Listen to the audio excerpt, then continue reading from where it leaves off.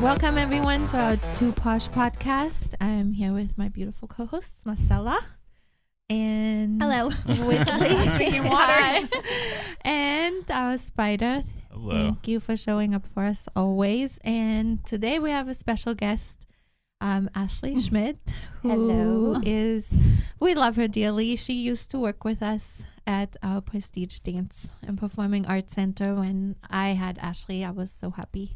Like I will never forget when she first came through the door, like the highest heels ever. And she is just like, oh, those heels. So cute and beautiful. I was like, oh my gosh, we need her. We need her so in sweet. our life. And when you were with us, I think that was part of our best years. I mean, truly, like the performance company that you ran, I mean, that was the year we figured it all out. Shake and shimmy, right? Yeah, shake and shimmy with those yo-yo pom-poms. It was really, really cute. And we were filming a reality show. That was we amazing. tried. Yeah. Didn't work. Mm-hmm. well, the sad part is, that was really crazy. I mean, they approached us and wanted to do a reality TV show, and they came in with like $100,000 production team just for a 30-minute trailer that they were that was gonna be part of our first episode. And it was all a It was go. pretty cool. And I think what happened with the production and one of the producers, they separated during the time when they tried to sell the show, and Oh yeah. I think they had no. contracts and they just couldn't go through with it. But it was fun. That's too bad. It was fun. We had a lot of fun. Yeah, it was a lot of fun. I think that's the story for a lot of those too. Yeah. There's a ton of stuff that's shot that never sees the light of day. That's Exactly. why I did not think the Netflix thing was gonna did. Well, surprise, surprise. Blown up, though. There it is. That's exciting too. Yeah. Oh, that's gonna be neat. I'm excited because I get to hear y'all talk about dance all the time. I'm gonna watch. I need to really see it. Yeah. And there's Justin Studios like right around the corner from It my is. house. It I is. can Yeah. walk there. Yeah. Mm-hmm. Yeah, he just moved. That studio? Justin Studio? Mm-hmm. Oh. Yeah.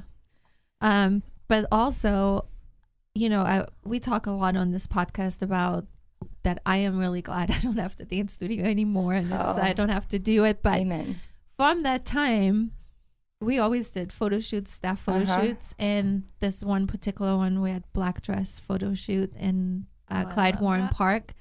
And that staff picture from that time, that is my favorite. Yeah, that's my favorite. It's in my office, and I see it every Mine's day, up at my house. The all the laughing time. the One. laughing one. Yeah. And I just, that to me though is good memories. Mhm. Like really, they really are. Yeah. Are, so That was Definitely a have to hold good on to year. those. It was. Yeah, that's It was a cool fun year. Yeah. picture. We had a lot of fun. It is. And So sometimes you think back and you go, man, if we just could have held on to that, Mhm. Yes, Yeah. that was really special. But Well, it takes everybody, and everybody would have to hold on to that. And that's right. I don't know. I don't know if everybody That would never, do that. and not in this industry, it just doesn't work. So no. definitely not.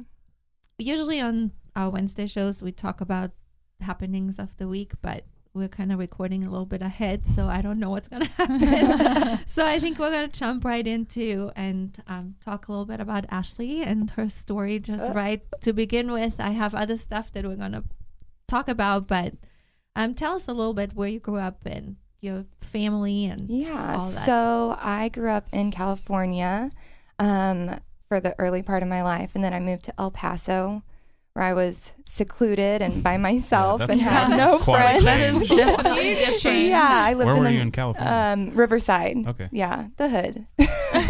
But in El Paso, in the middle of the desert, nothing there. Gosh, you should meet Leighton. Oh my No gosh. kidding. Yeah, you learn to be your own best friend for sure. And then moved to Dallas whenever my mom and stepdad got together. And then that's whenever I was able to start dancing and taking classes. And How old were you? I was in 5th grade, so I don't know how you are. So how you old started are. dancing Dallas. Yes. Yeah, there was no dance in the What desert. studio? Rowlett Dance Academy. I think Okay. it's still around. And Oh, I dipped wow. into cheerleading, and then I did the drill team for Rowlett Youth Association. So that's where it kind of flooded into the high school drill team. And then did studio dance, but my high school drill team director is really the person that taught me everything. Oh, wow. Yeah, taught me everything. Let me stay after class and let me figure out how to break my face, but I would always make sure that I got those turns. So that was neat. And then wanted to go for Mavs and I was training for DCC, and I was ripped and in shape and found out I was pregnant. So that's always fun. Oh, yes. surprise. 2 weeks before auditions. I used to. Bye-bye six-pack. And then at that time I was engaged. Never wanted to have kids. Never wanted to get married ever. I wanted to be the grandma in the club with my cane. Never wanted the responsibility. Never really liked kids, which is kind of funny. I did not know that. No, never. I just So where never did you wanted to have meet kids. him? So we What owned happened? a tanning salon in McKinney, and he was You have family in? Mhm. Okay. We franchised a tanning salon, and I ended up, by the time I was about 16, 17, I was running it by myself because my stepdad was very sick from cancer. So my mom was always with him. And he was one of our clients. Rule number 1, you're not supposed to date your clients. And so But he was tan, so he was tan and he was tall. And and he asked me one day if I like good food. And I was only, I think, 19, and he was a lot older than I was. How much older? 25 years older than me. Whoa. Yeah. And we had one of our rooms, there was a teeth whitening room. And so my mom, she was getting her teeth whitened because they were going to take some pictures of her and my stepdad. So she's in there, and she's in the front room, and she can hear all of this going on, and her mouth is full with whitening stuff, so she can't say anything, and I can't tell him because I don't want her to know. And so I mean, she heard everything, and so it was pretty funny. But I said no, and so I gave him, about a month later, I saw him walking with his daughter, and I was like, oh, that's sweet, even though I hate kids. But that was kind of sweet, and so I was like, okay, something must be there because I think that's cute. So we went out on a date, and we ended up talking for like 5 hours, and we just didn't leave the restaurant. We just talked about everything. And then we just really hit it off. And I think it's because I'm kind of an old soul and he was kind of just old. So it was kind of like, and, I always say like, my grandpa raised me. And so maybe it was that connection because since my grandpa raised me, I really love him and everything. He was about the same age. Maybe, yeah. I mean, Similar. maybe. Yeah, similar. And so, so we got engaged, and then a few months later found out we were pregnant, not really the way that we wanted to do things, and then got married and had a baby, and yeah. So how long were you dating before? We were dating for about a year and a half. Yeah, year and a half. And like the first year, I mean, it was like whisk you away, take you to the U.S. Virgin Islands, let's go on these trips, and da-da-da-da-da. And then the moment we got married, it was like, all right, cook dinner, be stay-at-home mom, and it was just not what I ever wanted, number one, and definitely not what I thought I was signing up for whenever I got married. So, yeah. So then what? Is that when it started crumbling very quickly? Yeah, well, not quickly. So one of the things since I was training for dance, whenever we got married, I was super stressed about the fact that I felt like my life was over by having a kid because I was how old young. Are you then? I was, whenever I had Stormi, I was 22. I had just turned 20. Yeah, very young, especially for somebody who never wanted to have kids. And doing everything that they could to prevent that from happening on top of that. So, yeah, things just started crumbling after I got back involved in dance. And so I knew that training for DCC, training for Mavs, training for anything like that would not be an option because I didn't want to leave Stormi for that long. And so I found Center for Dance. The owner there gave me a job and let me run their kindergarten and preschool program, which again, keep in mind, I hated kids. So Cannot be thrown on me. No, and so, but it was the only way for me to have Stormi with me and me to still be involved in dance and to teach. And then I reached out to the Texas United Football League, asked them if they needed a dance team, reached out to all of their teams. They all wanted me to come on, and so I picked the best.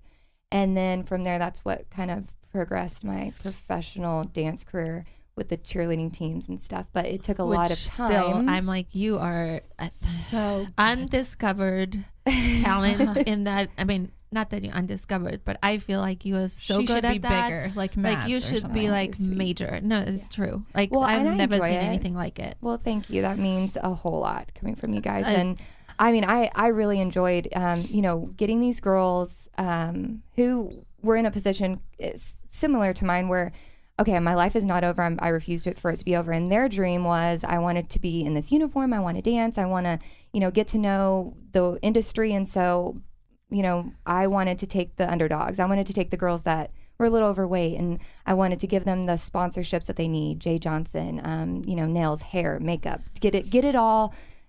Give them those resources in order to be successful. And then, whenever they do, which I've had multiple girls make, Mavs, DCC, Stars, whatever. It's really neat because I'm like, yep, right here. Whenever you see their boots hit the field for the first time, it's like, oh, all that hard work and all the time that I took away from my family. It's so worth it. But I just never knew how you did it. I mean, here she is, a mom to a little child. Baby. Then she did the performance team with how many kids were on there? Like at one point, there were at Prestige. There were quite a few. Yeah, there were quite a few. 18, I feel like, if I remember right. Yeah, there were quite a few, especially for the first year. Yeah. Right. And then I teaching, took over. and then she took over Texas Revolution. Yes. They're they're professional. The professional indoor, the arena football team. Yeah, and I did that for 5 years, and then I retired. I don't know how you did last year. I never knew how you did it. I was like, oh my gosh, wait. She goes from the kids to the adults to the adults. No kids, sleep. Yeah. From competition to the indoor football thing has the debate. I never knew what. I mean. Yeah. Well, and in between there, I emceed hockey games and built their dance team. Gosh. And we had 34 games. And so never been on a mic before, had no idea what I was doing, but they were like, yeah, we'll give you the job as a director if you'll MC our games. And I'm like, yeah, sure, whatever. Like, how hard can it be? So it was crazy. But I think that because of all the energy and effort that I put into that, it took away from my marriage. Tremendous. But that's what was important to me, because I wanted to make sure that my life wasn't over. And he wasn't very supportive, 34 hockey games, and he never came to one.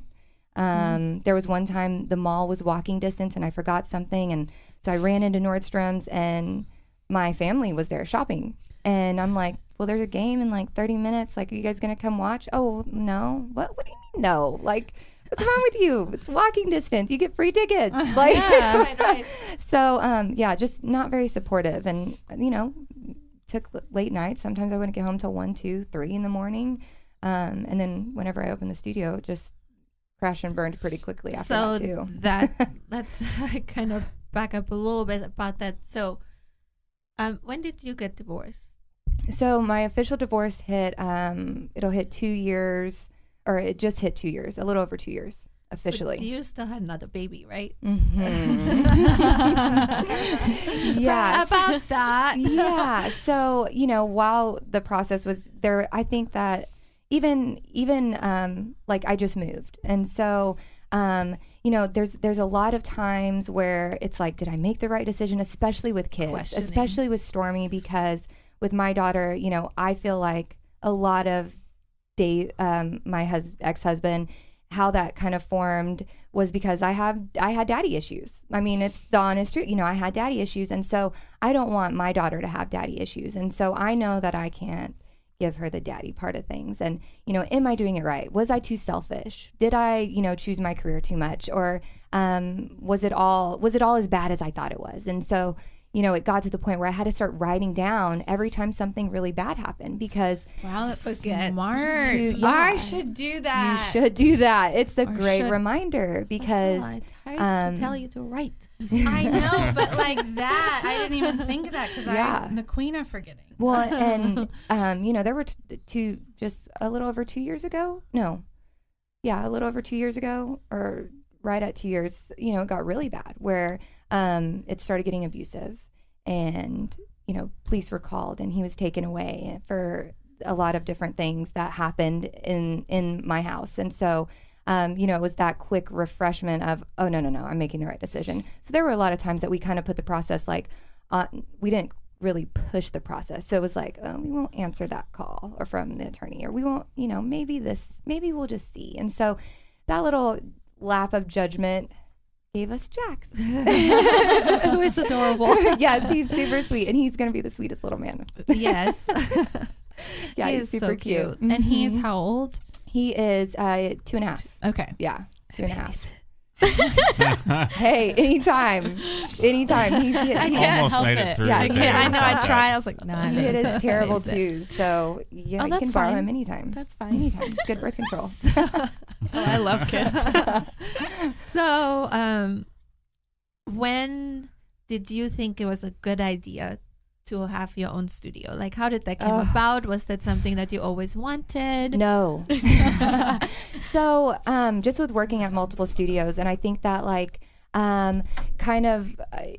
there's always like different situations where as a teacher, you see how certain studio owners treat their either employees or their students or parents, but mainly the teachers, how the teachers are treating the students. And so what I learned a lot was teachers now have this mentality that you have to break kids in order to build them. And I just don't understand that. And so, and it wasn't like that with everybody. Like, I think probably the most positive environment, minus, one or two people, was probably at Prestige.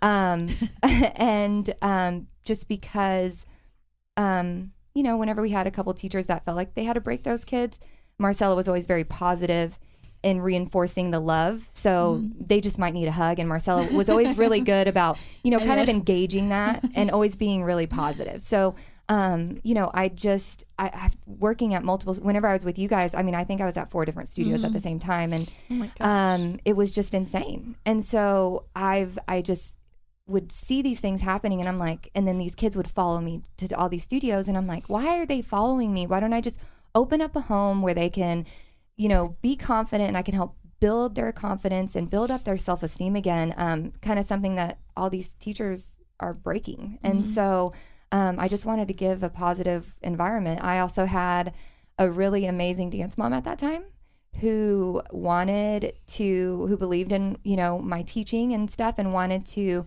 financially back the studio. This one? Huh? The jacket lady? Yes. Okay. I know Yeah. who you're talking. I just And which fell very quickly because it was, I think in her mind, she opened up a studio for her kid. And I started paying attention to all the other kids because, that's what you're supposed to do. And she couldn't handle that. And so I always got a lot of the broken kids. And so every single kid individually needed a lot of attention in different ways, whether it's a text message in the morning, have a good day, great job last night, whatever. It's just adding that special, touch. But with that comes a lot of consequence as a studio owner. And that's where it started not being so fun for me. Right. Because I was investing my love and my heart, and then it was like, okay, I'm not even dancing anymore. Like, I'm having to take care of the business. I just want to teach. I just want to love on the kids and just teach. same. Yeah, Same story every Does time. it all sound the same? Yeah. And I think a lot of times it's not necessarily the people that you work with that take that love away. It's a lot of times some of the parents that take that away, and because of the way that they treat their kids, or they want to be the teacher, and you're like, you're paying me, listen, or just don't pay me. I can't tell you how many privates I sat in, and the mom was running the private. I'm like, this is the easiest private money I'm ever gonna make. Like, go for it, girlfriend. And then I just see the kid just getting beat down, and it's just awful. So yeah, after going to multiple studios and seeing kind of the same situations at every studio, I was like, why not? Let's just try it. I'm older, which I was not even that old, which is just ridiculous. And I think I should have waited and to make sure that that's exactly what I wanted to do.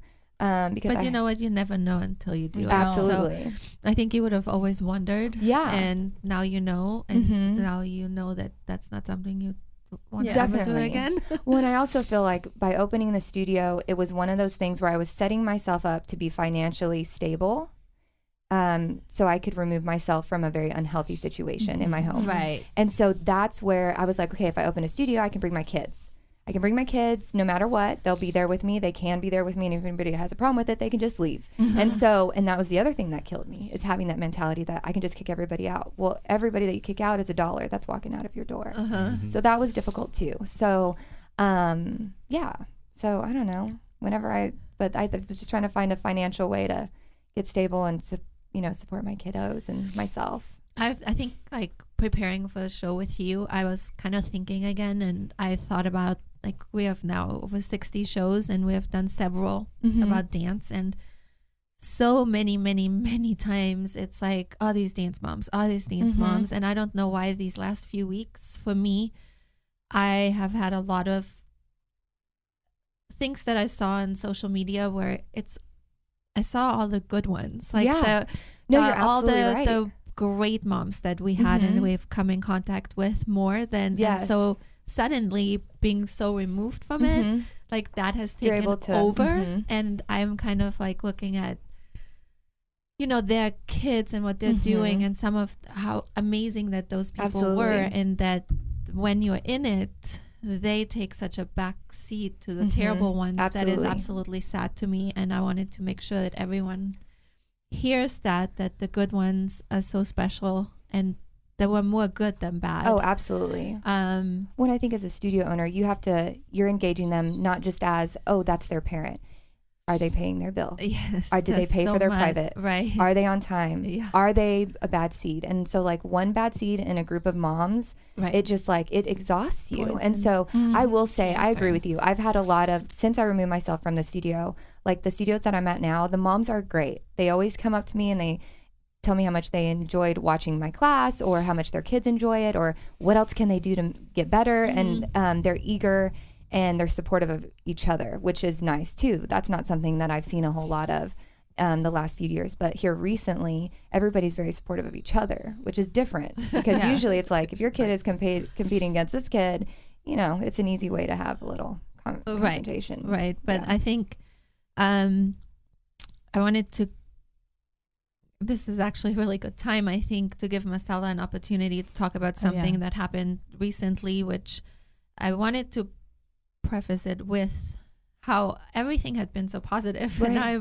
was so good, such good parents, such good just memories with those good ones, that the bad ones don't even exist for me anymore. Like I couldn't care less. I'm not giving any more energy to it. And right when you think that, something happens. Of course. And I'm gonna start with that. This was a mom that was always supportive, like for Marcella, especially with the teachers, always very, very supportive. We had a couple of issues, but she's one of those that when there's an issue, she forgets about it, moves on. So you kind of just, it's like nothing. Her daughter was loved by us, is loved by us, very much one of the sweetest girls ever. Role model to Jolie all the way through. I mean, just amazing.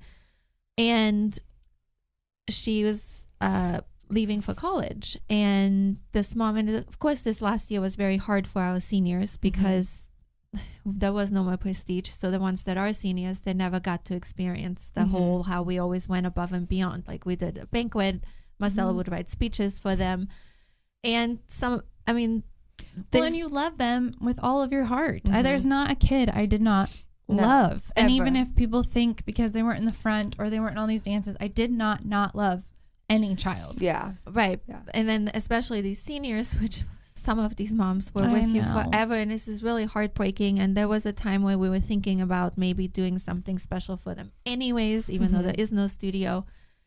But life happens, and we all had to figure out what we're going to do after the studio. So we have another business and this podcast, and it is all a lot of work, and it's a lot of business decisions and business stuff going on. And before you take care of everybody else, you have to take care of yourself for a second, just like the mom would take care of herself as well. Like, I feel like people forget that. They always forget that. So in this particular situation, we had made plans to go to dinner. That we had only one day where it would work out for everyone to go to dinner. Well, this day happened to be the day after I was getting back from California, which that happened to be Dallas had crazy storms like this whole weekend, and our flight got delayed. I didn't get in till after midnight, like completely crazy. And I had to move something, and couldn't tell you now what I had to move, but I had to move. Something changed because of all that. Mm-hmm. And I contacted her. And the podcast. I thought it was a store. Something. I don't It's probably remember. both. Both, It's probably. probably I both. don't know. But I had to move something. And so she texted and she said, are we still doing dinner? And I said, I was just going to tell you, I can't do it anymore because we have obligations that we couldn't fulfill because of everything that happened, and my flight getting delayed. And we can't help that. I mean, I don't know what Send to her the do flight about that. I mean, this is Call just, Mother Nature. Plain. You know? So just to put this, how this happened, and let's make other plans. Let's make new plans. And then here is what happened next. Well, and I'll give Marcella. Well, we got a very nasty text message, which I'm going to read, which was told I wasn't allowed to read it, but I am, because this is my podcast and I can do whatever the fuck I want to do.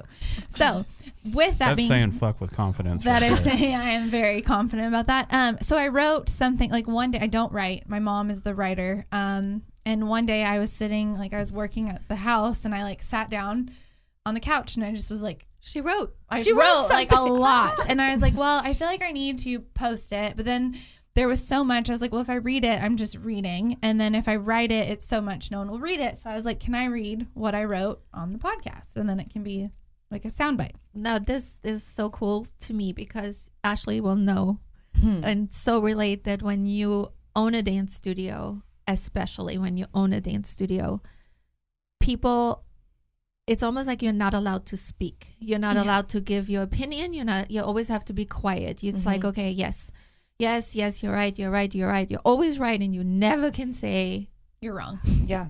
never. And it's, No. and when stuff like this happens, this has been the most freeing thing for us, this podcast, that and these people all forget that they can't tell us to be quiet anymore. We can Right. just talk. Yeah. So here you go, Sala. Okay. So I'll read it. It's kind of long, but it's how I feel. I received a very hurtful text the other day because I had to cancel dinner plans due to something with our business. We were honest about the situation and got blasted in a very mean way. I know people say not to listen to that and not taking it serious, but this really hurt me a lot. But then I started thinking about some things. Social media tricks us into believing that everyone is living the perfect life. It is something I struggle with even as an adult, and I worry about the teenagers and young people. We all hear the same things and see the same funny memes. Social media makes us feel not pretty enough, not smart enough. We aren't taking enough vacations or making enough money. We don't have the perfect body. Our businesses aren't growing fast enough. We don't have the perfect relationship. And if you have children, you are definitely not the perfect parent. There are times when it makes us feel less than who we are and how amazing we are as people. I try to live my life positive no matter what struggles I am facing. I was raised to treat people the way that I would want to be treated, and to love everyone around me and help others when they need it, and to wake up every morning and make a choice to be positive. Of course, I am not perfect, but I never want to hurt people on purpose, and I try to see the good in everyone around me. I have been through some of the worst of times in my life lately, and this isn't about that, but it is about people being more kind and loving to one another. I always tell everyone I really wish I had a thicker skin, and I wish I wasn't so sensitive. That is very true. I have had Don't we all? I know. It's like me too. I have had a really hard year and a half, but I tried to pray and think positive the whole way. I had to close my dance studio, the place I poured my heart and soul into each and every child I encountered for 5 years. This was something I had dreamed of since I was a teenager. I have been a dancer my whole life and never imagined any other way of living, of course, until now. I know that we made mistakes at the studio that I have learned from a great deal, but in the studio, I encountered some very mean people who I loved and trusted that stabbed me in the back and hurt me to the core. Even though those were just a handful, but they did an extreme amount of damage. The rest of the people I have met were so loving and supportive, and I thank them for their kindness and allowing me to work with their children. I still to this day don't know what I did to the people that turned on me and why they would be so hateful and angry towards me, and that there is no relationship with them today. These were people that always proclaimed to be my family. These most recent texts I got from a mom. This most recent text I got from a mom who I thought was one of the most supportive ones through the years really hurt. While filming the reality show that is coming out very soon, I also had very bad experience with other moms, women, where I was made fun of, talked about behind my back, and not even given a chance. I was judged before anyone got to know me. The intention of this text was to hurt me, but it also got me thinking. So now I'm going to read you the text that we received after canceling dinner from a mom. This is from her right now. This is beyond devastating. After all the years we spent together, think about the message y'all sent to this child. You were hurt when you weren't included in Kayla's party to the point that you threw them under the bus on the podcast. We tried so hard to reach out and do something for this student, and she will now leave and have, well, I don't know how to not say her name. She leaves and have been met with disappointment over and over. So sad. Your message is clearly received. You only care about yourselves. Got it. Good luck. Take care. And I definitely not try again, as I won't do that to her child. Getting her hopes up for no reason. Y'all are selfish. Y'all are so selfish and self-absorbed, with a lot of exclamation points. And like I said before, you do not have my permission to discuss our personal business on your podcast. So do not even consider throwing us under the bus on your podcast. And watch me do it right now. And for the record, I predict the podcast will crumble, just like everything else you do. Why would anyone care what Marcella says about anything? Every single relationship and business has failed. Nobody cares. Y'all are such a joke. Goodbye. Good riddance. Good luck with your selfish lives. Karma will get you. And that's why she's fucking listening to this podcast. I know. I'm like, that's why you're so worried to say it. Right. No one's listening. So from that, that's what got me really thinking about everything. And I felt like those were extremely low digs. First of all, to mention my relationships and that no one cares what I have to say, that's fine. You don't have to listen, which I've said a million times. Yeah. But some people that I, like my students and stuff, I feel like we had a good time and a good relationship. Mm-hmm.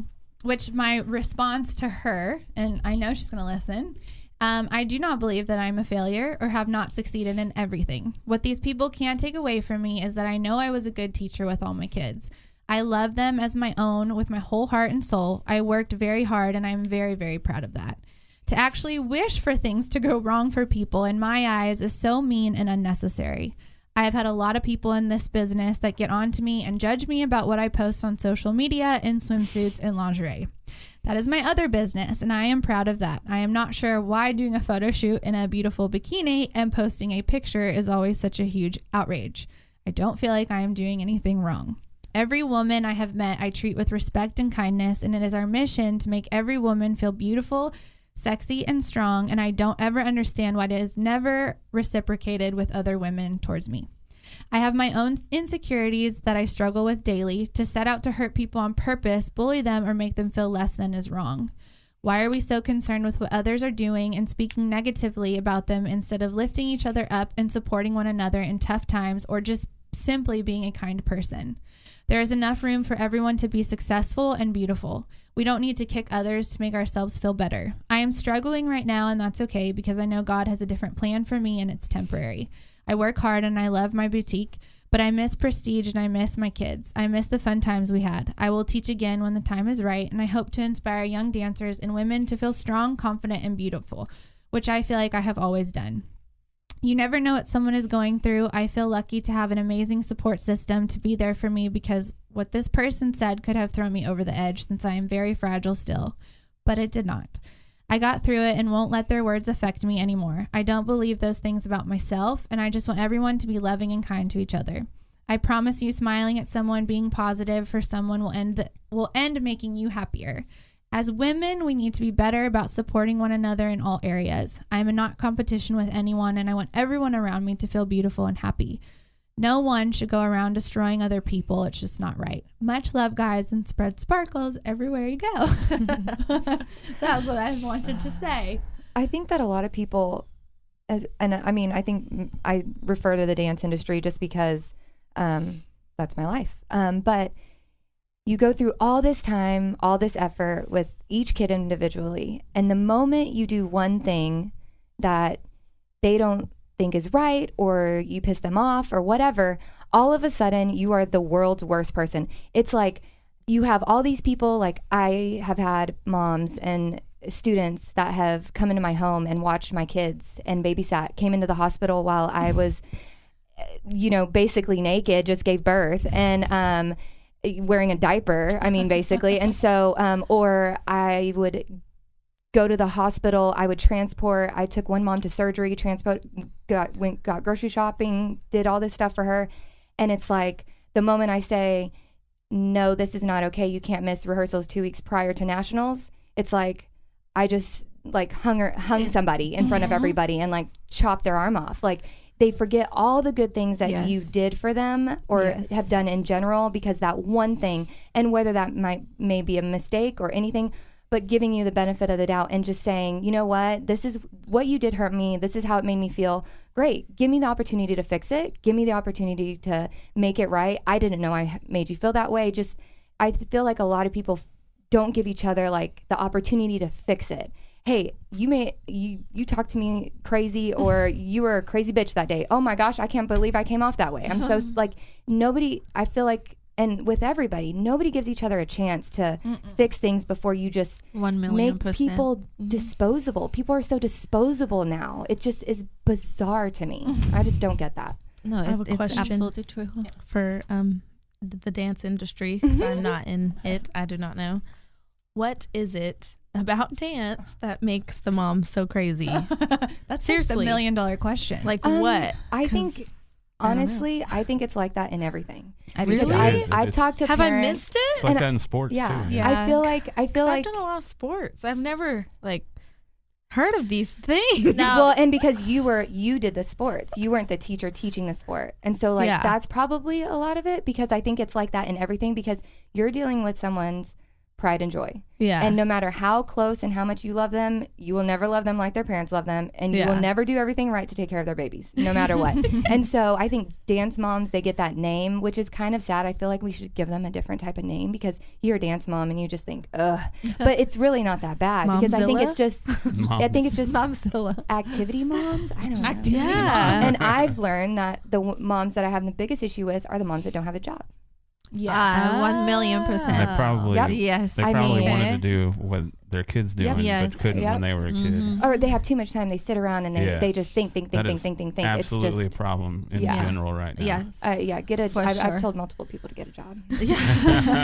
You have to. But I think it's a little worse now. I mean, remember we read that referee who quit his job because he said the parents are just out of control, and Yep. and then there's that one meme of, and I always go back to it. It's like years ago, and it was a teacher at a school, and it's like if the kid is having a problem in class, the parent is before they're like, "What did you do?" Well, now when there's something, what did the teacher do? yeah, it's crazy. crazy. Now they're attacking the people, and honestly, if you. And we talk about dance because that's what we were a part of. I know that there are soccer moms and cheer moms. When there's a cheerleader Dads. murder, or whatever. Yeah. It's Oh my just gosh. parents with their kids. Now, I think it's wherever you go. But if you're bringing your child to me, you're supposed to trust me with that. If you don't, if you think you can do it better, then go. But I don't understand. That's fine. And I know there's going to be drama and it's your baby, and I get it, and feelings are hurt, and I can talk you through that. But the drama and the nasty, the stuff, and then when you leave and I'm like, what did I do? If I did something, and I was saying this over and over, I was like, if it is as simple as my face, if it is my brown eyes that you do not want to look at anymore, I just disgust you, if you could just tell me, because then I can move forward. But when I get, oh, you didn't do anything, and it's not personal, it's like, what? Well, that then it doesn't make must be. sense to me. Well, Yeah. and I've noticed just from having the studio that the kids are never the ones that want to leave. No. And so the parents have to act out like that. From my personal experience, the parents that I've had that I've ended on bad notes with, they have to act that way to justify pulling their kids from something that they love, and pulling their kids from someone they love. Because at the end of the day, I know you were the same way. You get so involved with these kids that it's like the parents have to almost manipulate their kids into understanding or making you out to be the worst person in the world, just so that they feel like okay, yeah, so I'm justified in pulling my kids. And, Right. you know, her crying, well, she did this. That's you know, true. that's what Miss So-and-so did. And it's like, no, you crazy bitch, that's not what I did. And if you could, you know, just, I don't know, I feel like the kids are always the victim in situations like that. Right. Because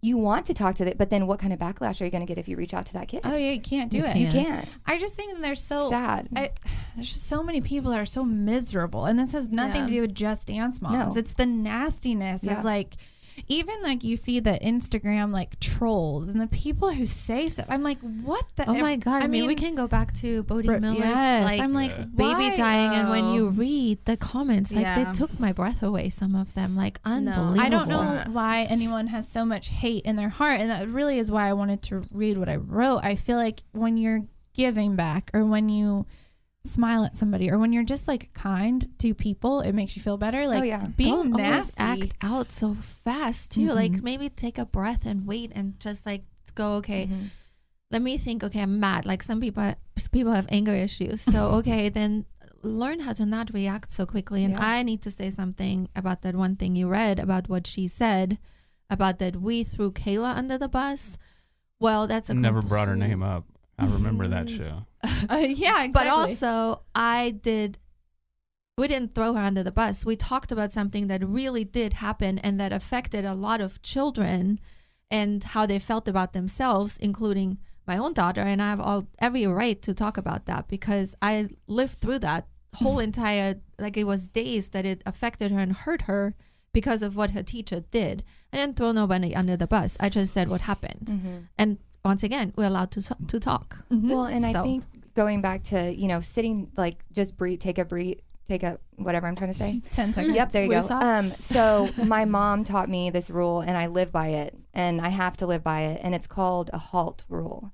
And she says, never react or make any decisions whenever you're hungry, angry, lonely, or tired. Yeah. And so that I have to like live by that. And now I've started writing, like whenever I want to cuss somebody out, like I'll write it down and then I'll burn that sucker, or I'll flush it down the toilet, because like, I mean, you so badly so many times want to just like slap somebody. I mean, how many times do you have to take a breath while you're teaching class and you're like, that little shit won't get in her splits? And I could tell her over and over again and she's still not going to get in her splits, but you just have to like center yourself and but yeah, I live by the HALT rule. Take a breath, relax for a second. Good. Yeah. Sometimes you need to sleep on it. Like wait before you say mean things, especially like you write this down. I mean, But I'm does that not make you like, feel good? But even in fighting, like I just feel like some people are very below the belt type people, and something I'm like, what? I mean, you really they have no thought foot about to it. stand on, so they just go for like the lowest thing they jugular. can- I'm like, damn, you like really like my relationships. Like you brought up my personal life, and like, I just found it to be so disgusting. Even when I'm angry with someone, I'm not a below the belt type person. I can be mad at you, we can have a fight, but I'm never gonna hit you on purpose where I know like she's gonna go back and think about it, because I honestly at that time when she wrote that, I have struggled and I'm very sensitive, and there's times where you're like, you don't know if that's the last thing that somebody, I mean, it makes you snap and be like, I just am a failure, and you think those things if you don't have I don't know why people want to be like that to people. It blows my mind. It's adult bullying. Yeah. How are we supposed to teach our kids not to be a bully whenever parents and adults are bullies? Like how sad for that person that wrote that, because think of how unhappy she must be. Well, that's what I was saying like about, that's sad at the end of the day. Well, like and even take away that they're dance moms. Like these are grown women raising children. Like, and this is how you behave. Like I really don't understand. What if it. your daughter received that? Oh yeah, I would kill somebody. If Someone my else. daughter got that shit, I would be like, knock, knock, knock. Let's go right now. Get out. And can you sit there? It doesn't matter if it's her or someone else. People that do that kind of stuff. Can you sit there and are you perfect? Have you never done anything wrong? Have you, like, your life is completely perfect? Like you do nothing, like you know, in your own life. So you have to say stuff to other people. It's crazy. It is crazy. Yeah. Always breaking each other down. It's bizarre to me. Very much so. I don't know. Well, I'm never gonna get on that level, and I'll still smile. You better. Yes. So moving forward from that, Yes. I I want to know what's your dating life like? Yeah, Ashley, tell how's that us. going? I'm busy. Dating or busy No, in life? well, yeah, I'm kind of seeing somebody. What? Yeah, he's super nice.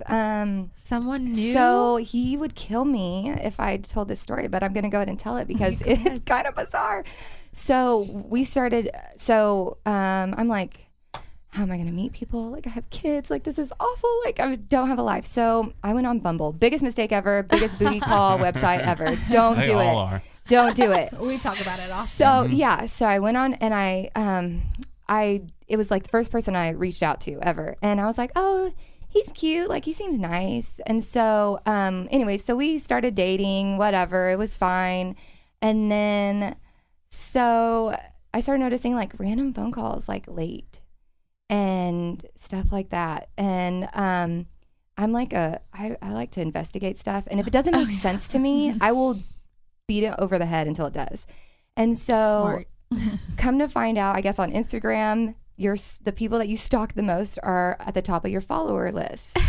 So I'm like, who is this? Who is this? Who is this bitch? Who is this? And so one time. Is that a thing? Yeah. Stop Wait, it. what? No, that's how I found this out. You won't believe this. Okay, so one day he asked me, did you leave a pair of Chucks at my house? Motherfucker, I'm a dancer. I do not do Converse, okay? No, I didn't leave any Chucks at your house. Who calls it that? And so I was just going to say, what is it? it's a type of shoe and it hurts your feet. Anyways, so I was like, okay. And he was like, oh, well, they were way under my bed. And I was like, sure they were under your bed. So then I go to his followers and I'm like, who is this? Then I go through and I'm going through this. He's following? Mm-hmm. So if they're at the top, that's who they stalk the most? Mm-hmm. No. Yes. So this girl I'm curious. was I know, one of right? the top ones. Yeah. One of the top ones. And I looked through her pictures. And she wore the shoes. She wore the shoes. Oh my God. And I was Private like, investigator right I was like, oh, hell no. So I was like, okay, that maybe it's just too coincidental. And so then he wasn't answering one night. And then he was like, you're the only one I'm seeing, blah, blah, blah, blah. Is this when you came over? Huh? Is this when you came over? Yes. Yes. Okay. And so then I, it's awful. I'm like, I don't know what I'm looking at. One night he wasn't answering and I just had this feeling like I was like, something's wrong. So I went ahead and I went on Instant Messenger Instagram and I went ahead and I sent her a message and I was like, are you dating so-and-so? And she was like, I said, you know what? Don't tell me the answer. I know you are. Like, it makes total sense. You can have him. And so she was at a movie with him at that time. They walked out of the movie and boom, my messages were there. And so she was like, who is this?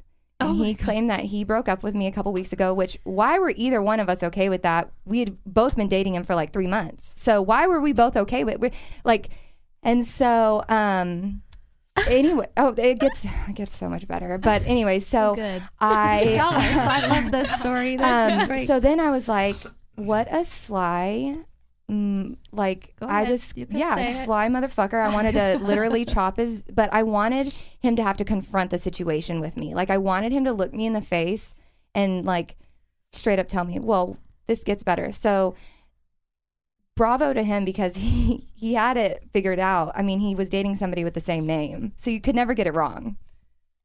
That is Her smart. name was Ashley. Yes. Oh my God. I know. That's a solid move. If y'all had the same birthday, that'd be Oh my gosh. baller status. Well, right there was there. like different things. Like he wouldn't remember certain conversations, or he'd tell me the same story over and over again. Yeah. I'm like, oh man, what's happening? Like it was just strange. And so then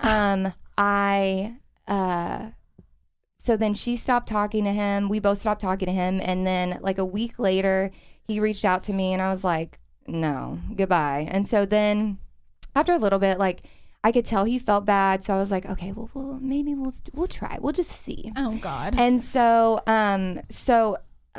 he was like, I'll do, whatever it takes. And I was like, okay. And so he gave me the code to his phone, gave me all his passwords to everything. And I've checked a couple times and there's nothing there, and hasn't been there since all of this kind of blew up in, when was that, May maybe? Yeah. Yeah, around May. And so then we've been dating this whole time. that's I know how awful. And so How awful. but he's super nice. He's really like all he knows I live a busy life, and so at the end of the after I'm done teaching, sometimes we don't get home till 10, and he'll like if I'm going over to his house, he'll have dinner ready and, just like little stuff like that. Or he'll like make me something for breakfast to go. Like, it's just very nice. It's still very, very new. And I'm still very like, I don't really trust him. So I'm not, quite there yet. But so that's who I've been dating ish, I guess. Whenever I have I time. want to know how he explained the situation. Oh yeah. And why he calls Converse Chucks. He explained, so he was married beforehand and she really did him wrong. And so he was, very apprehensive about stuff and was just looking for something casual. And so I was fine with casual. I asked him, I said, I'm fine with you dating other people. Just make sure you're not sleeping with two people. Like, that's just gross. Mm-hmm. Yeah. So don't be that person. Okay. And so me and her were both like, okay, you're gonna go get tested Tuesday or I'm going Wednesday. Like, we just wanted to make sure, because we're like, are we dealing with the man whore here? So everything was good and clear. Just so he just kind of said that he wasn't sure what he was looking for. He didn't really know what he wanted yet. He's still, he's back in the dating world. He didn't mean to hurt anybody. And well, because of course, how would we weren't friends. She lived in, an hour and a half away from me. Like, how would we ever cross paths? And so, it was just weird. I have to say, like, when I research and get myself ready for these podcasts, I always, of course, go on social media just to make sure I've got everything covered. And I saw pictures and I thought, hold on. Wait, is there a picture of you and him? Yeah. And I thought to myself for a second, I feel like that's the same guy she came over that day and was so distraught because you found out about it that day. And I was like, surely not. She's with him. Yeah. But you are. Well, yeah. And so like, okay, so here's my, so I don't forgive easy. And so I feel like at this point in my life, I need to learn how to be forgiving. And so everybody makes mistakes. Lord Jesus, I have made multiple mistakes. I can't even tell you how many mistakes I've made. And so, a lot of people have forgiven me. I mean, you guys have forgiven me for stuff I'm sure that I used to do whenever I worked for you guys. And so, so I wanted to give him the benefit of the doubt, and I wanted to forgive him and, see what happens. And one chance. That's great. Yeah. Second. Yeah. Don't make for the same sure. mistake twice. That should be definitely. I mean, I get it. Yeah. And if that was so new still and you weren't exclusive like that maybe yet. So. Mm-hmm. Yeah, well, and we talked about that we were, but it was just kind of, I don't know. It was just, I feel like, again, there's good in everybody. And so at that time I was like, what a dirtbag. Like, and I was like, there's gotta be something good about him. Like, there's gotta be something good about him. Like, surely, like, he's not just a complete jackass. And so I kind of wanted to see if there was, something more than he's just a player. And it was my like first real dating anything since my divorce. And so, which was, I was like, holy shit, if this is what I signed up for, I should have stayed married. Like, what the hell? And that's why I was so upset. And I think I was even more so upset because I was like, man, like, I think I'm a pretty, put together person and I have my shit together. And, I work really hard to make sure that I have my, that at almost 30, I have my body to get after having kids, like insecurities get in there. And in my marriage, insecurities went crazy. And so I was like, man, he had to have somebody else on the side. Like, I wasn't enough. Like, that's what I think I was the most upset about. And then I'm looking at her pictures. I'm like, this bitch, like, for real? Like, and so like, and then I look at that and I'm like, I mean, like, you're putting me in the same, like, so either my standards are lowered or I couldn't make sense of it. So it took me a minute. Have you talked to Ashley again ever? So funny. We were having dinner one night and she sent him a text, or she unliked something that she liked at one point, and so he got a notification, and so I sent that bitch a message immediately, and I was like, have you talked to Ryan? And she, oh shit, You can bleep it out. okay, and she said no. She said, no, I haven't. And so right after that message, she blocked me on all social media. And I was like, sketchy biatch. Like, she blocked me on everything. She, of course, wasn't, she blocked him on everything too. But she blocked me, and I was like, why would she block me? Like, it's okay. I have a few different Instagrams. Yeah, I was going to say, you can't block anybody. You can't block somebody whenever you have a public Instagram, you idiots. Like, it's just so ridiculous. You really can't. That's the the truth funniest is, part. you can't block anybody from anything. You can see anything you want to see. From any point. Yeah, so dumb. Yeah, no, but he's been through a lot too. He was a ranger in the Army, and so he was in Iraq, and he did, I think, 4 or 5 tours. So he's seen a lot, experienced a lot. Wow. Yeah. And then, on top of that, he was in a really bad marriage. And so I feel like I'm going to make a ton of mistakes after my marriage. I mean, kids? No kids. No kids. They tried, and in his mind, they were trying, and she was not trying. So, it was just, I don't know. I think that, I'm going to make a lot of mistakes too. And so I just hope that if I give forgiveness at some point, I'll find somebody that always forgive my mistakes. And if that was the case, maybe I would still be married. Not saying that I want to, because like I said, things went real bad. But, like, I think once you start getting to the age, like I'm turning 50, once you start getting to 30, I think it's really refreshing, because it's like, this is who I am. I can make myself better. I can approach situations better. I can do things differently. But and you learn from all of your mistakes. I mean, I'm 29 years old. I opened a studio. I had a business. I have 2 kids. I've been married. I ran a business whenever I was 16. I have a house. I mean, like, everybody always thinks I'm older, and it's just because I think I just I say I have my shit together, but I mean, I had a business that quote unquote failed, and I learned from that. I will never ever do it again. I gained a lot of really good friendships. I call her my best friend, one of my seniors. She's at OSU, and she is a major influence in my kid's life. Her parents, one of my moms that I met was one of my first clients, actually. She's at the house watching my kid, Jaxx, right now. Yeah, while I'm here. And so, it's that relationship that, it's those 1 in a million, but then it's like, you get burned so much. It's like, is this that 1 in a million? Is this going to be another like heartbreak? And I think you just have to learn how to deal with it and not because I can put up walls, and I'm sure like you can too, and you have to, but I feel like that kind of makes you cold. And in the studio, that was one thing that all the kids and the parents would joke about, but it was something that always made me very insecure, because they would say, oh, Miss Ashley just has a black soul. And I'm like, I'm actually really nice, If you would just pay your bill, I'd be even nicer to you. Yeah. I mean, so I don't know, but that's even like with Shella, like a lot of, she owned Dallas Powerhouse of Dance, like when it was in its heyday, and she had so much heartbreak, and you have people who talk so much shit about her, and I'm like, well, yeah, she's a tough woman because of, everything. At some point, you have to. Such a sweetheart. Oh my gosh, I was gonna say, oh my gosh, so amazing. Yeah. But I think in the dance world, like some people, like, she was the toughest boss I've had. I'm like, well, yeah, because she's had a whole staff walk out on her. Right. She's had Twice. She's had everything you can imagine as far as a business owner, and it might seem cold, but it's eventually I think you have to get protective. At the end of the day, it's a business. Yeah. You have to do damage control before the damage hits, and you have to be prepared. And so whenever people don't see that emotion from you, the reality is you're trying to figure your shit out so that your shit doesn't crash and burn, so that their kids still have a place to dance. And I think that gets lost a lot too, is, well, no, I can't have a 15-minute conversation with you in between classes because I'm about to teach a recreational class, which is paying my bills. Yeah.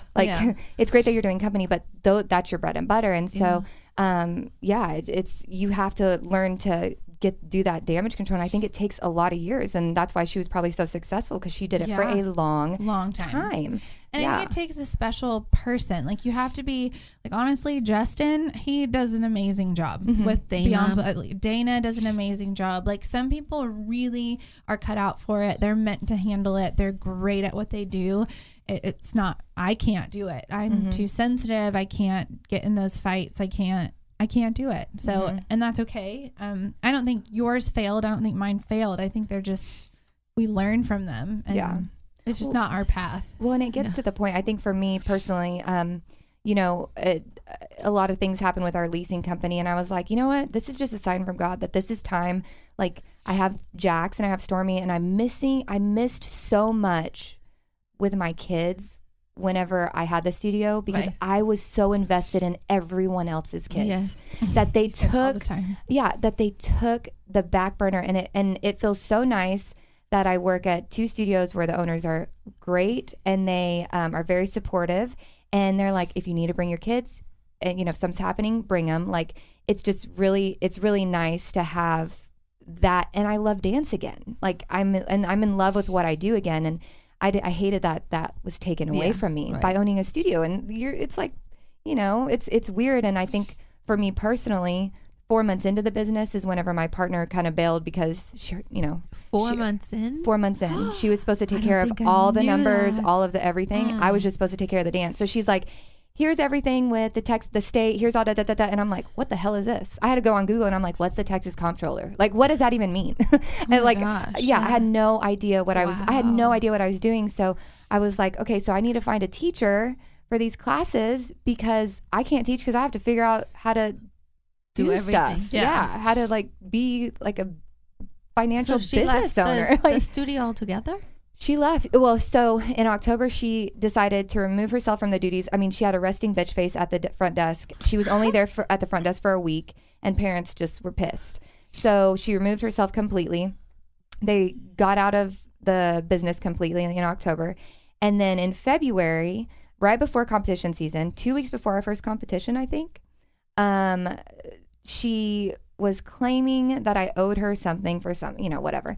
And I was like, FYI, you're no longer an owner, and per your company contract, you owe me $3,000 in tuition. Oh, because your daughter did. Yeah. So you want to throw any kind of numbers at me, bitch. This is what you owe me. That doesn't include our privates. And her response was, effective immediately, my girls will no longer be attending your studio. So 2 weeks before our very first competition, very first year in business, she just basically screwed over the entire business.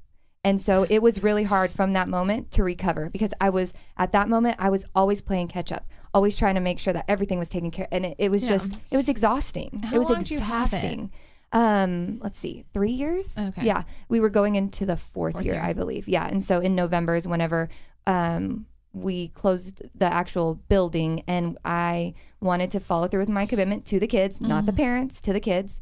And I rented out space at another studio, which cost me more than the tuition that was being brought in. So I, just to follow through, because I had girls, I mean, in November, you know, there's choreography set, and there's money invested, there's costumes ordered. And, you know, my mom's like, just stop. And I'm like, I can't do that to these girls. Like, this is their home. They can't go on company anywhere else. Like, I wouldn't be able to live with myself. And so I followed through with my commitment. I wasn't sure what I was going to do this year. And then things transitioned, and I was like, this is the year that it just has to happen this way. And, you know, I had a couple parents that were upset about it. Of course, but I have 2 that I physically take to dance every day, take them with me to the studio, and they dance. They're dancing on company, and their parents are really, we sat down and got our calendars out, and we're like, who's picking up who, what, where, who's watching my kids? Like, and so we have a system together, and it's not anything that I wouldn't do for any of the other kids that have ever danced, you know, with me or for me or whatever, you know, all out all the time. But at some point there has to be some type of boundaries to where you take care of yourself for a minute. For sure. On that note, I want to end this first show. Okay. And you give us your social media handles so people can follow you. I guess I have to right now, Find the like right on ones. this thing. Yes. Okay, hold on. I don't even know how to do that. Tell us what it is. Let's see. Okay, so Instagram, it's like Ashley, spelled the easy way, ASHLEY _S28. That's me. And there's a big picture of a donut. So thank you for coming and spending time with us, and we'll come back with another hour of more fun things. Thank you.